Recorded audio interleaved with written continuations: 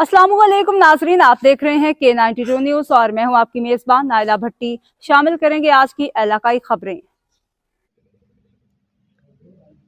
शिकारपुर के थाना सुल्तान कोट से सहाफ़ी लाला अशफाक अहमद भगत के मुगवी भाई रहमान भगत और ज़ोहेब चन्ना की बाजियाबी के लिए सिंध अवामी सत्थ के जानिब से Karachi district east press club के सामने एहतजाजी मुजाहरा किया गया और शदीद नारेबाजी की गई।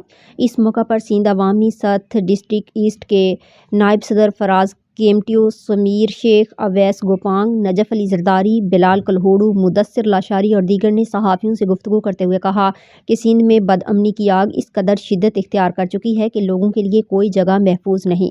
दिन हो या रात, अगवा और डकैती की वारदातें आम हो चुकी हैं। उनका कहना था कि थाना सुल्तान कोट की हदूद शिकारपुर से सहाफ़ी लाला अशफाक अहमद भगत के भाई रहमान भगत और ज़ोहेब चन्ना को अगवा किया गया, लेकिन पुलिस खामोश तमाशाई बनी हुई है, जिसने मूवियों की बाजियाबी के लिए कुछ नहीं किया। यरगमालियों को जल्द बाजियाब किया जाए।